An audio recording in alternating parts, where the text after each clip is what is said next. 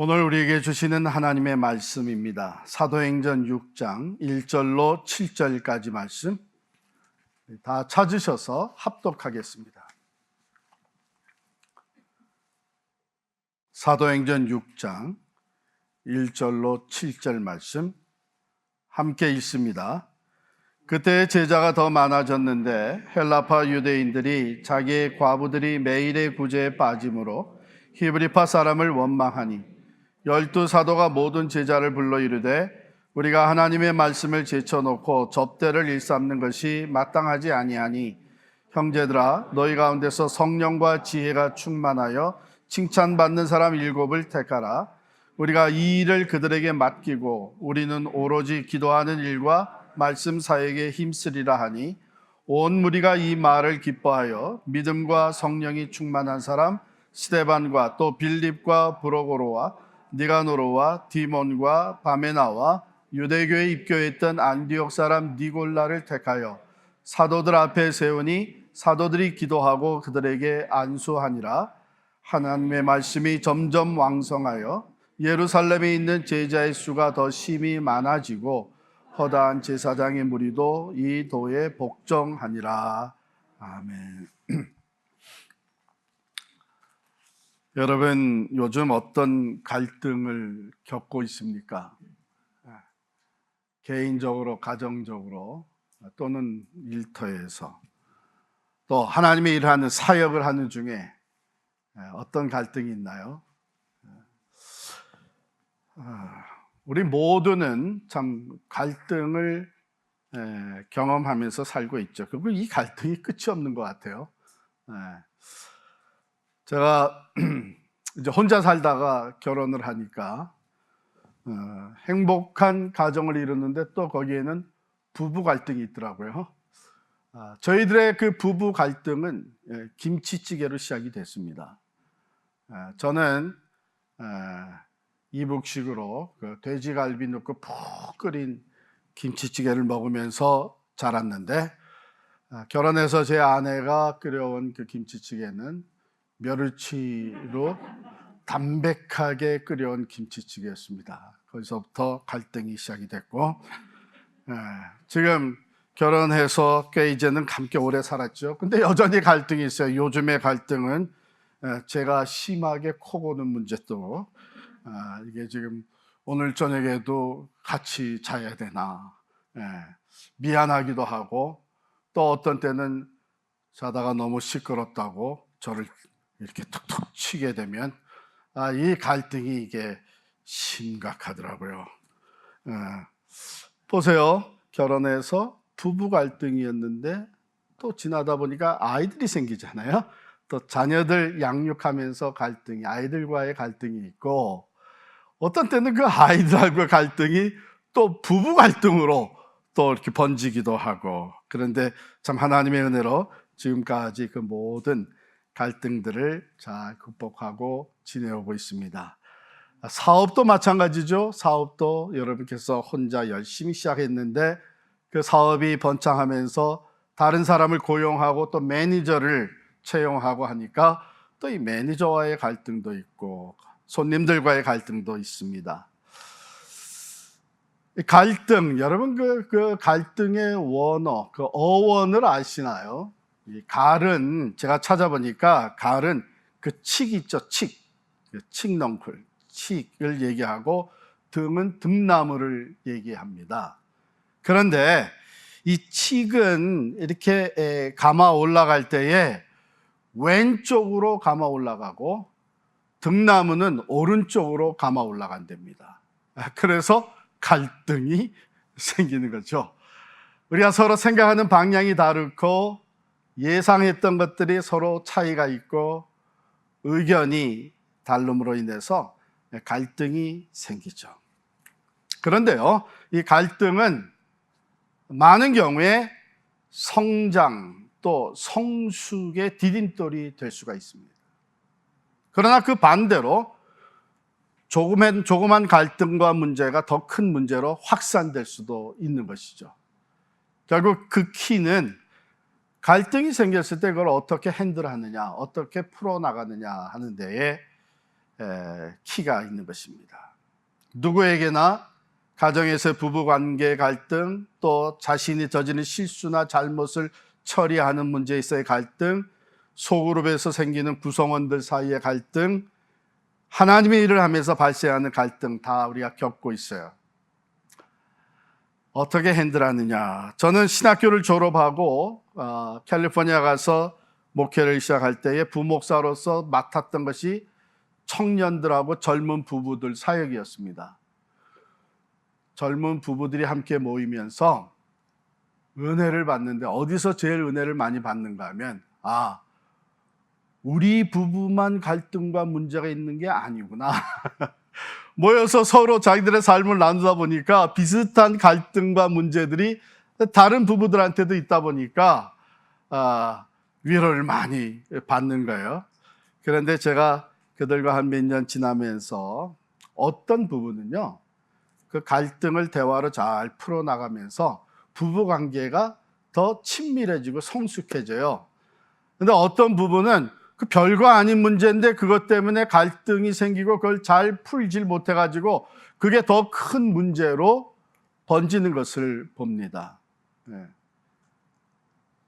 사실 마음 아픈 것은 그 갈등을 잘 해소하지 못해서 3년도 못 돼서 서로 갈라선 부부도 있었는데 참으로 마음이 아픈 것이죠. 오늘 말씀은 초대교회의 갈등을 얘기하고 있습니다. 그런데 초대교회가 그 본문이 소개하는 그 당시의 상황을 보게 되면요, 이렇게 시작을 하고 있어요. 그때에 제자가 더 많아졌는데, 교회가 엄청나게 성장을 하고 있었습니다. 모든 것이 다 평안해서가 아니라 초대 예루살렘 교회는 외부의 핍박과 억압이 적지 않았었죠. 우리 지난 2주에 살펴봤잖아요. 사도들이 붙잡혀갔습니다. 맨 처음에 2 사도가 붙잡혀갔었는데 그 다음엔 12 사도가 다 붙들려갔습니다. 그런데 조금도 굴하지 아니하고 사도들이 뭐라고 선언하고 나옵니까? 하나님 앞에서 너희 말을 듣는 것이 하나님의 말씀을 듣는 것보다 옳은가 판단하라. 왜요? 이 공회 종교 지도자들이, 권세를 잡고 있는 자들이 붙잡아가지고서는 그 다음에 놔주면서 엄포를 놓는 거예요. 이제 다시는 예수의 이름으로 가르치지 마라. 예수의 이름을 전하지 마라. 그러나 사도들은 이 외부의 핍박과 억압을 극복했습니다. 우리는 하나님 앞에서 너희 말을 듣는 것이 아니라 하나님의 말씀을 듣기로 작정했다.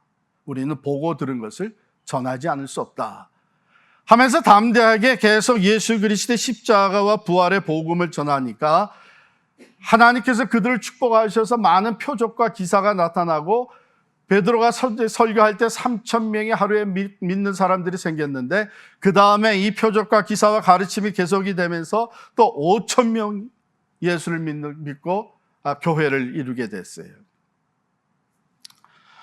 자, 이렇게 숫자적으로만 성장한 것이 아니라 우리 사도행전 2장 44절 45절에 살펴본 것 같이 사랑의 공동체를 이루고 있었습니다. 모두가 재산을 다 가지고 와서 유무상통하는 공동체를 이뤘죠. 그 중에 열심히 했던 사역이 구제사역이고, 하나님께서 구약 성경에서부터 계속 강조하셨던 대로 고아와 과부와 나그네를 돌보라 그래서 과부들을 구제하는 좋은 사역을 하고 있었습니다. 그런데 거기서 문제가 생긴 거예요. 여러분, 이게 기억해야 될 것은 하나님이 기뻐하시는 좋은 일, 선한 사역을 하는데 거기서 문제가 생긴다는 거예요. 이것은 우리가 또 다른 안목으로 볼 필요가 있는데, 외부의 억압과 핍박을 잘 극복해 가던 초대교회에 이제는 내부적인 문제가 생기는 거예요. 여러분, 때로는 교회 내에서, 내부에서 생기는 문제를 더 제대로 다루지 못해서 그 문제가 확산되는 경우가 참 많습니다. 외부에서 핍박할 때는 우리가 하나님을 모르는 사람들이니까, 믿음이 없는 사람들이니까 이러면서 우리가 오히려 잘 단합이 돼요. 그런데 내부에서 문제와 시험과 갈등이 일어나면 왜 같이 예수 믿는 사람들이 왜 하나님의 일을 하는데 이러면서 시험이 들고 문제가 더 커지고 상처받는 일들이 생깁니다. 그래서 사실 우리 내부에서 지금 어떤 조짐이 어떤 갈등이 생기는가 하는 것을 우리가 소홀히 여기면 안 됩니다. 구제하는 일에 차질이 생기기 시작했어요. 오늘 말씀에 보면 헬라파 유대인들이 자기의 과부들이 매일의 구제에 빠짐으로 히브리파 사람을 원망하니, 원망의 소리가 들려오는데 벌써 여기 소개하는 1절에 두 파로 나눠진 것이 보이죠? 헬라파 유대인들. 이 사람들은 누구예요? 유대인인데 세계 각처에 흩어져 살던 디아스포라 유대인들입니다.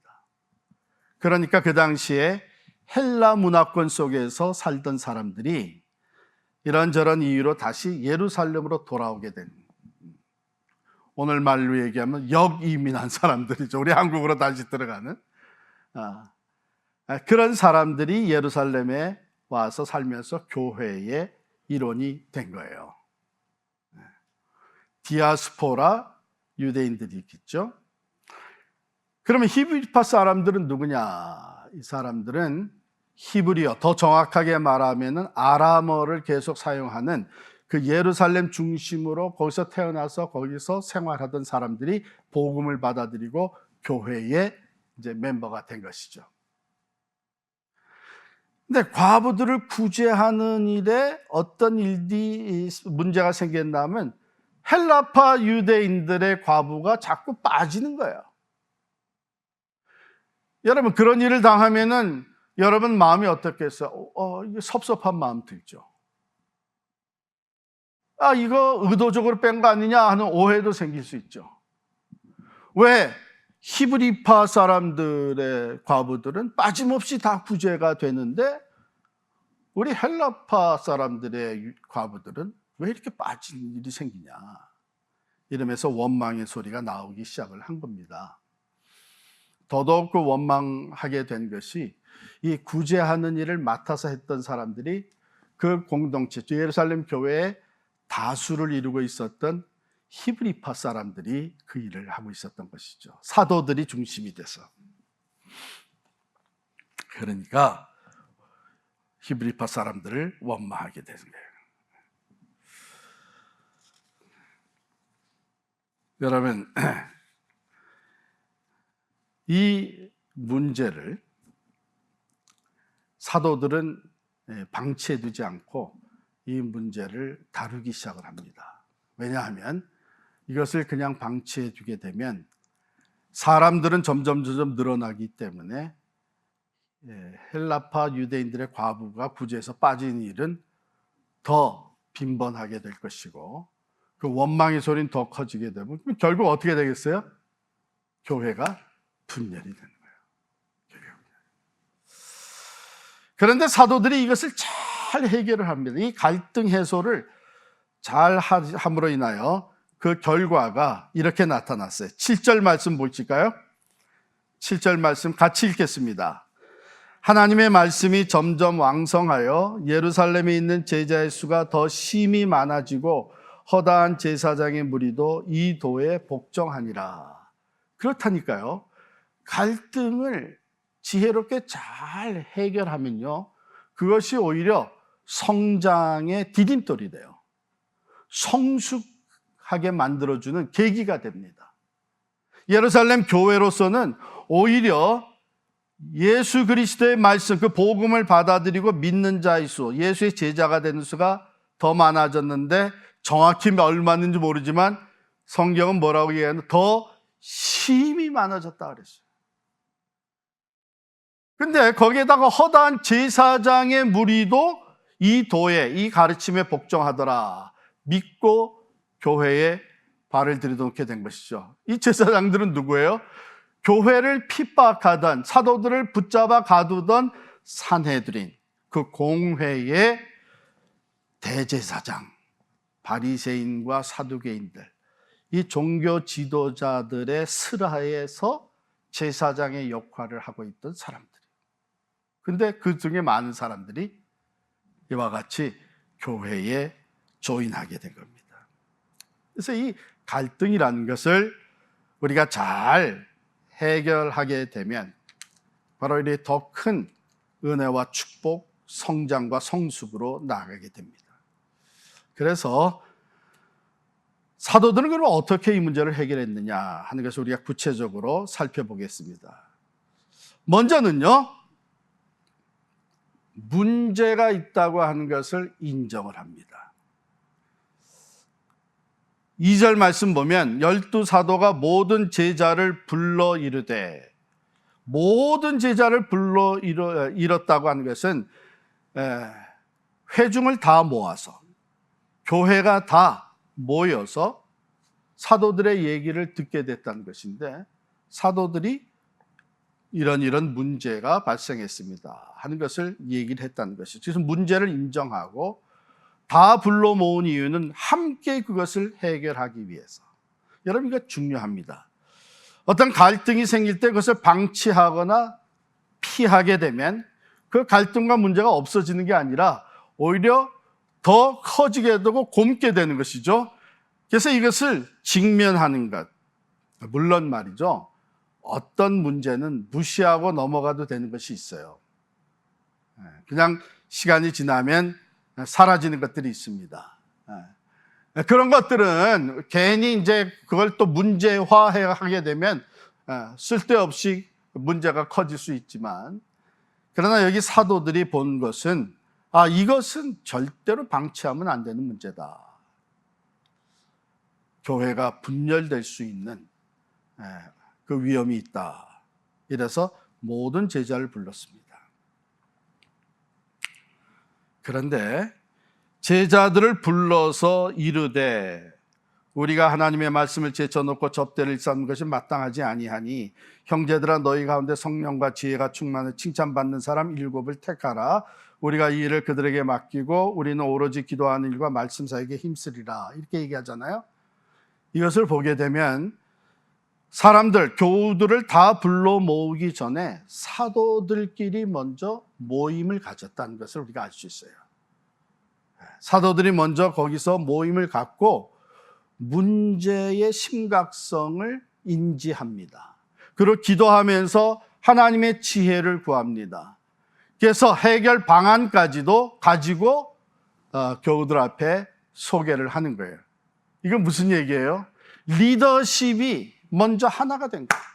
12사도가 먼저 하나가 된 거예요. 12사도가 먼저 기도를 한 거예요. 12사도가 먼저 문제의 심각성을 같이 의논을 한 거예요. 그리고 한 목소리가 되어서 교우들 앞에 얘기를 한 거예요. 여러분, 교회에 어려운 문제나 갈등이 생기게 되면 특별히 그 리더의 포지션에 있는 사람들은 그것을 함부로 다니면서 얘기하면 안 됩니다. 교회의 리더십은 항상 한 목소리를 낼 수 있어야 됩니다. 만약에 우리 목회실 또 당회, 교회 리더 아니에요? 그러면 그것은 충분히 그 안에서 먼저 의논하고 기도하고 하나님의 지혜를 구하고 어떻게 해결할 것인가 하는 것을 먼저 리더십이 그것을 의논한 후에 그 다음에 성도들과 함께 얘기를 하는 것이죠. 그 모습을 우리가 여기서 보는 거예요. 사도들은 이것을 미루거나 방치하지 않았습니다. 왜냐하면요, 이 원망이라고 하는 것, 이것은 사탄이 틈타기 좋은 틈새가 되는 거예요. 여러분, 성령은, 하나님의 영은 항상 화평케 하고 하나를 이루게 하십니다. 반대로 사탄의 역사는 항상 분열을 조장하고 파괴를 합니다. 그러면 사탄은 무엇을 살피나 하면 내가 어느 틈새를 타고 들어갈 것인가. 그러고선 침투해서 분열시키고 파괴하는 것이죠. 가정도, 일터도, 교회도. 그래서 사탄이 가장 틈타고 들어오기 좋아하는 것이 몇 가지가 있어요. 오늘 여기 나온 원망과 불평. 두 번째, 교만. 교만한 사람을 타고 들어오는 것이죠. 세 번째, 비난. 다른 사람을 비난하는. 그 다음에 네 번째, 시기와 질투. 성경에 보면은 사탄이 이런 것들을 틈타고 성경뿐만 아니라 우리가 지금까지 경험해온 것들이 그런 거 아니겠습니까? 그래서 이런 것들을 빨리 해소를 하지 않게 되면 섭섭함이 생기는 것, 그건 당연한 거죠. 구제에서 빠졌으니까. 그래서 원망하는 마음이 일어나는 것 당연한 게 우리 인간들에게 그런 감정이 왜 안 생기겠어요? 그런데 이것을 빨리 해소시키지 못하게 되면 사탄이 틈탄다니까요. 그래서 큰 문제로 확산시키는 거예요. 사도들이 문제를 인정하고 교회를 모집해서 공개적으로 이 문제를 해결해 나가기 시작했다. 이게 참 중요한 것이죠. 두 번째, 이 사도들이 모든 제자를 불러서 뭐라 그랬나 하면 우리가 하나님의 말씀을 제쳐놓고 접대를 일삼는 것이 마땅하지 아니하다. 이게 무슨 말이에요? 우선 배경을 보면 사도들이 구제하는 일을 앞장서서 감당을 했어요. 사람 수가 적을 때는 그것이 문제가 안 생겼는데 사람이 수천 명으로 자꾸 늘어나니까 차질이 생기는 것이죠. 특별히 헬라파 유대인의 과부들이 구제에서 빠지는 일이 생기는 거예요. 그것은 표면으로 올라온 갈등과 문제였어요. 그런데요, 사도들이 이 문제를 분석하면서 다루면서 더 심각한 문제를 본 거예요. 그것은 뭐냐면 본질적인 것을 우리가 놓치고 있구나 한 걸 본 거예요. 그 사도들이 뭐라고 하냐면 우리가 하나님의 말씀을 제쳐놓고 접대를 일삼한다. 사도들에게 주어진 사명의 우선은 어디에 있냐면 말씀과 기도에 있는 거예요. 영적 리더십을 발휘하는 사도들에게는 하나님의 말씀과 기도가 우선이 돼야 되는데 자꾸 일이 많아지니까 구제할 일이 자꾸 더해지니까 그것을 우선순위에서 밀려나고 구제가 우선순위가 됐다니까요. 그걸 본 거예요. 여러분, 이게 얼마나 필요한 영적 지혜입니까? 영적 분별력입니까? 그저 표면에 있는 드러난 문제만 해결하는 것이 아니라 그걸 통해서 그 밑바닥에 더 심각한 문제를 보았는데 교회 공동체의 본질적인 것이 밀려나 있다 하는 것을 보게 됩니다. 여러분, 교회의 본질이 뭘까요? 교회의 본질은 우리가 너무나 잘 아는 대로 예배와 말씀과 기도입니다. 예배와 말씀과 기도인데 혹간에 우리가 봉사, 다른 사역들, 회의, 펠로우십 이런 것들이 우선순위가 돼버릴 때가 있어요. 교회가 하는 일이 악한 일을 하겠습니까? 못된 짓을 하겠습니까? 좋은 일인데 과부들을 구제하는 것이 좋은 일인데 이 차선의 것이 우선이 돼버린 거예요. 비본질적인 것이 본질이 돼버린 거예요. 여러분, 이것을 볼 수 있었던 사도들은 영적 분별력과 지혜를 교회 리더십은 바로 이런 영적 리더십을 발휘할 수 있어야 되는 것이죠.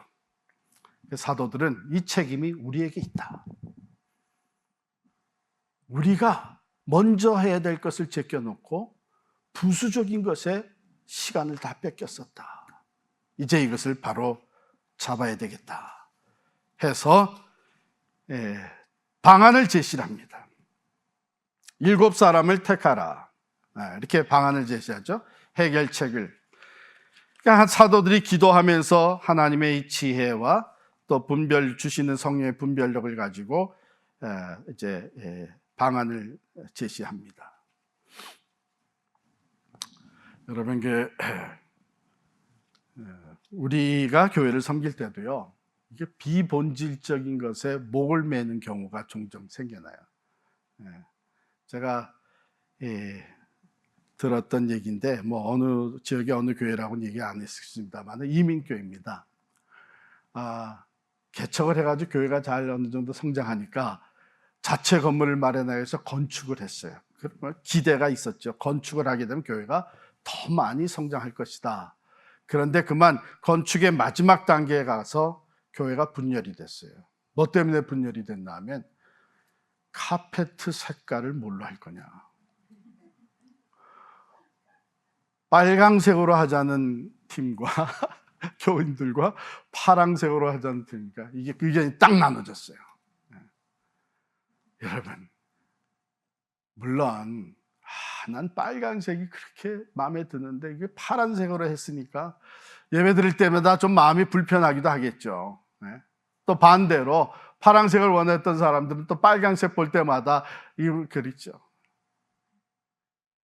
근데 그게 교회가 나누어질 이유가 됩니까? 그걸로 시작을 해서 다른 여러 가지 문제들이 나오기 시작한 거죠. 서로 공격하고 비난하고 사탄이 틈타고 들어온 거예요. 우리는 항상 이 본질적인 것에 우선순위를 둬야 되는 것이죠. 그래서 사도들이 이렇게 제안을 합니다. 너희 형제들아, 너희 가운데서 성령과 지혜가 충만하여 칭찬받는 사람 7을 택하라. 7사람을 택해서 그들에게 이 구제하는 이 일을 맡길 것이다. 분담한 거예요.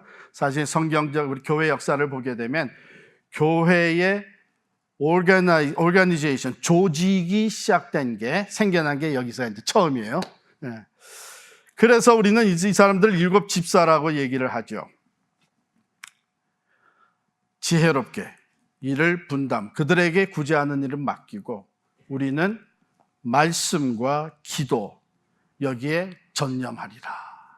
이제 교회가 이제는 본질적인 것, 우선순위를 회복하는 너무나도 지혜롭고 영적인 해결 방안을 제시한 것입니다. 여러분, 17세기 독일의 신학자 루퍼트스 멜데니우스라고 하는 분이 이런 얘기를 했어요. 본질적인 것에는 일치를, 비본질적인 것에는 자유를, 그리고 모든 일에는 사랑을, 이렇게 얘기를 했어요. 꼭 기억하시기 바랍니다. 그래서 우리가 좀 마음이 불편하고 또 의견이 충돌될 때 이것이 본질적인 것이냐, 비본질적인 것이냐, 그리고 내가 지금 사랑하는 마음으로 이것을 대처하고 있느냐, 꼭 기억하시기 바랍니다. 자, 이 별도의 팁을 구성하는데 사도들이 교우들에게 맡기는 거예요. 교회가 회중들이 7명을 뽑으시오. 그래서 이 문제 해결에 모두가 다 참여하게 하는 것이죠. 그런데 그 뽑을 때의 가이드라인은 사도들이 제시를 합니다. 그리고 가이드라인을 보게 되면 좀 이상해요. 지금 문제가 무슨 문제죠? 구제하는 일에 제대로 잘 살피지 못해가지고 파악하지 못해서 빠지는 사람들이 생겼다. 그러면 어떤 사람이 필요해요? 행정력이 있는 사람이 있어야 되잖아요. 조직력이 있는 사람이 있어야 되잖아요. 또 좀 성실하게 모든 것을 살필 수 있는 사람이 있어야 되잖아요. 그런데 그런 가이드라인은 하나도 없어요. 사도들이 제시한 가이드라인을 보게 되면 3가지입니다. 첫 번째, 성령이 충만한 사람. 두 번째, 지혜가 충만한 사람. 세 번째, 칭찬받는 사람. 그럼 성령이 충만하다는 말은 무슨 말이에요? 성령이 진짜 충만하다는 말은요, 다른 말로 표현하면 성령의 지배를 받는 사람이에요. 그러니까 성령의 이끄심을 따라서 일하는 사람이에요. Person controlled by the Holy Spirit. 그게 성령 충만한 겁니다. 자, 그러면 성령의 충만은 우리가 보통 기도할 때에 또 말씀을 통해서, 기도와 말씀을 통해서 우리가 성령 충만한 가운데에 살아간다 하는 것을 잘 알고 있는데, 자, 그러면 이 사람이 교회 나왔을 때는 다 같이 기도 시간에 기도하고 말씀 시간에 말씀 보고 하는데, 평상시에 기도를 하는지 말씀 생활을 제대로 하는지 어떻게 알아요? 모르잖아요. 따라다니면서 조사할 수도 없고. 근데 하나님의 말씀은 성령의 열매를 얘기해줘요. 그래서 갈라디아서 5장 22절 23절에 보면 9가지 열매가 나오잖아요. 사랑, 희락, 화평, 오래 참음, 자비, 양선, 충성, 온유, 절제. 그러니까 정말로 남이 보든 안 보든 말씀과 기도 생활 통해서 성령 충만한 삶을 사는 사람은 시간이 지날수록 이런 변화, 열매가 보여지는 것이죠. 그러나 그렇지 않은 사람들, 보는 사람이 있나? 나도 혼자서 해요, 다. 기도도 하고 말씀도 보고.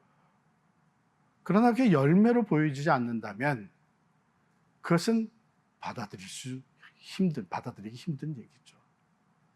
참된 말씀과 기도 생활은요, 바로 성령 안에서 이루어지기 때문에 그것을 통해서 우리의 성령의 열매를 더 맺어가게 됩니다.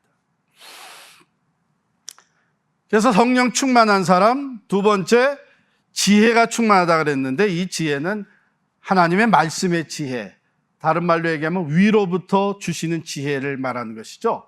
우리 지난 한 주간 동안에 계속해서 야고보서를 묵상했잖아요. 매일 새벽마다.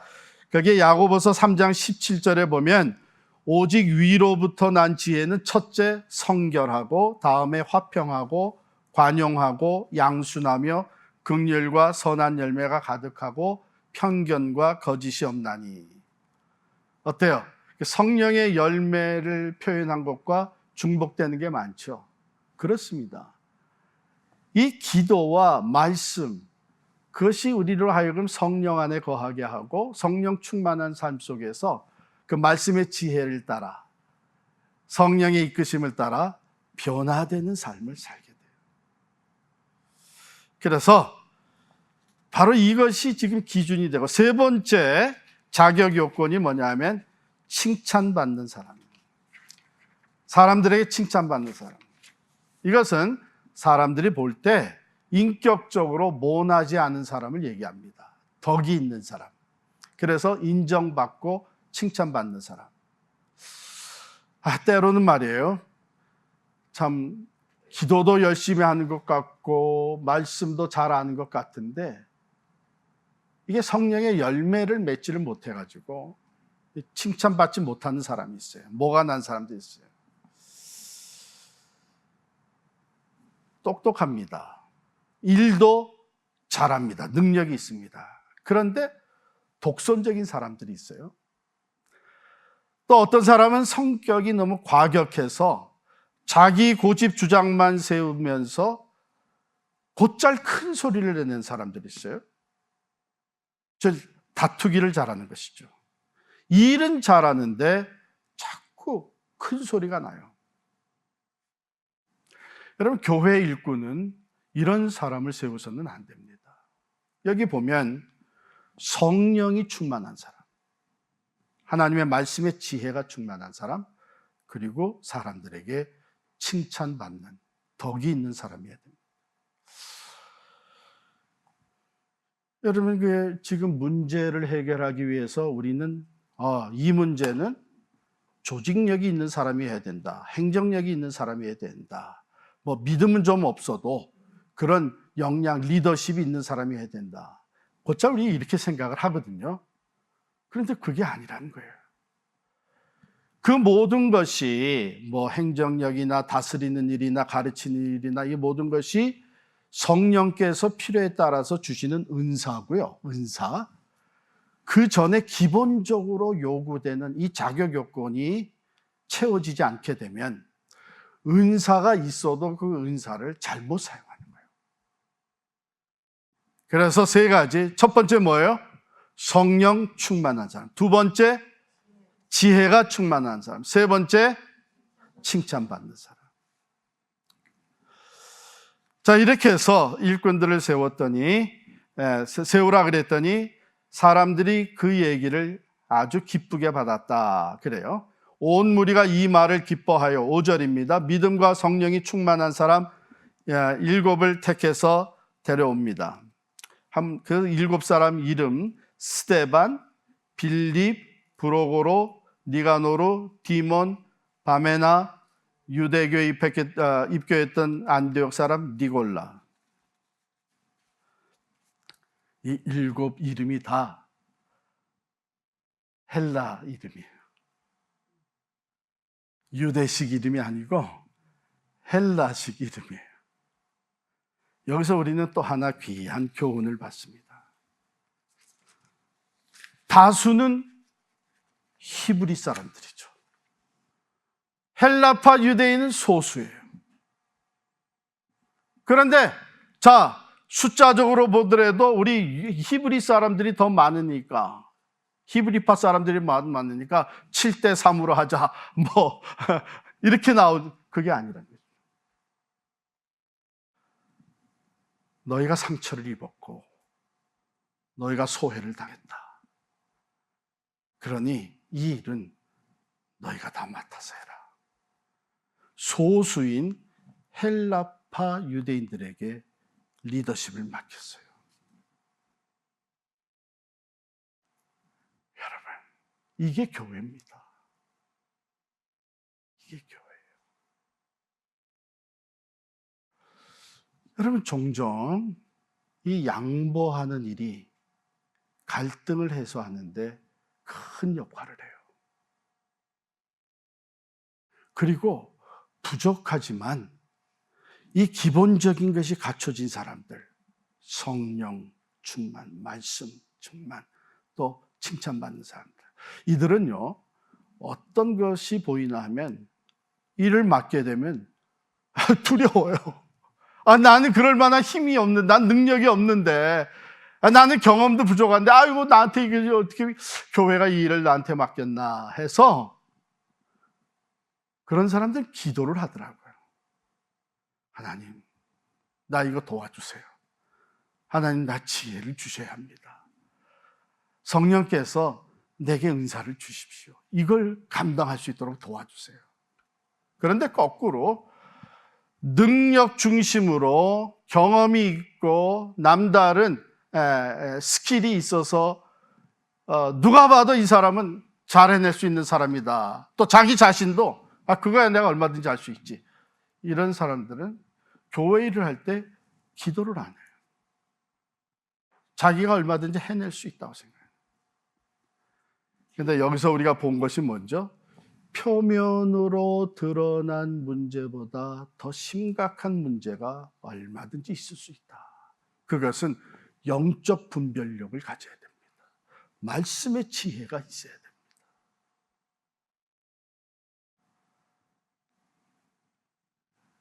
바로 이 유대파 히브리 사람들이 양보를 하면서 헬라파 유대인들이지만 그 중에도 얼마든지 성령과 지혜가 충만하고 칭찬받는 사람 있는 것이죠. 그 사람들을 세웠어요. 자, 그 결과 이 갈등이 오히려 더 큰 성장의 계기가 됐어요.